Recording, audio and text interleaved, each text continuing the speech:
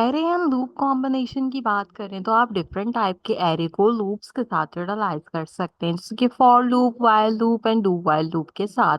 मैं एक simple example बताऊंगी आपको, जिसके लिए मैं एक एरे क्रिएट करती हूँ स्पोर्ट्स के नाम का।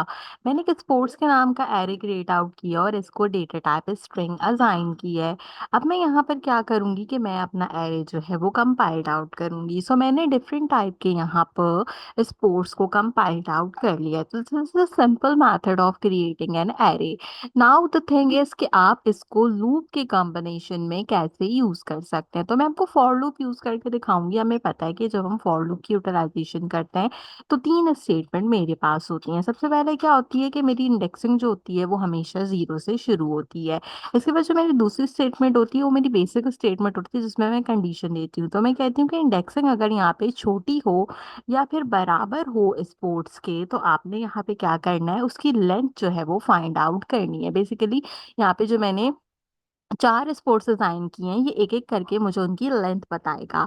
और सिर्फ मुझे यहाँ पे लेंथ बता के मेरा कोड एम्प्टी नहीं करेगा। मैं यहाँ पे सिर्फ लेंथ बता के अपने कोड को एम्प्टी नहीं कर सकती।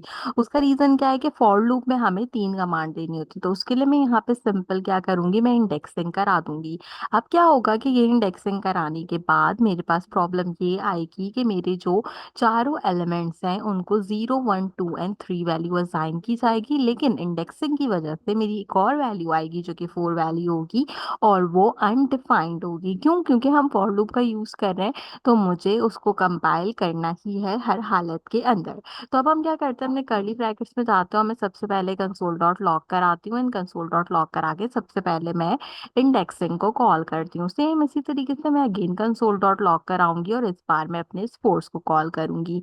इन दोनों को कॉल करने के बाद मुझे क्या करना है कि अगर आप गौर से देखें तो वो खुद कह रहा है कि कंसोल डॉट लॉग में आपने डेटा दे दिया है, लेकिन डेटा को आपने बताया नहीं है कि उसकी टाइप क्या है या उसके जो एरे है उसमें क्या चीज़ कंपाइल करानी है। तो हम कंपाइल करके इंडेक्सिंग को यहाँ पर एरे के अंदर डिफाइंड आउट कर देंगे। तो इस तरह क्या होगा कि फॉर लूप के अंदर मेरे पास यहाँ पे एरे भी वर्क करेगा। तो कंसोल डॉट लॉग स्पोर्ट्स हमारे पास फॉर लूप के लिए और एरे मैंने इंडेक्सिंग करके कंपाइल कराया। तो चलिए टर्मिनल में चलते हैं। टर्मिनल में चल के जो है वो इसका आउटपुट चेक आउट करते हैं। तो मैं अपने टर्मिनल में आ गई हूँ। सिंपल मैं यहाँ पर आके TSC मेन डॉट टीएस करूंगी और इसके बाद हम नोड मेन डॉट जेएस करेंगे। तो मैं जैसे ही नोड मेन डॉट जेएस करूंगी, यू कैन इजिली सी कि इसने मुझे यहाँ पे रिजल्ट प्रोवाइड कर दिया। आप देखें, इसने इंडेक्सिंग 0 फुटबॉल को असाइन की है, 1 हॉकी को, 2 टेनिस को, 3 क्रिकेट को एंड लास्ट में इसने 4 में अनडिफाइंड प्रोवाइड आउट किया है। उसका रीजन क्या था कि मैंने फॉर लूप में लाइन नंबर 100 के अंदर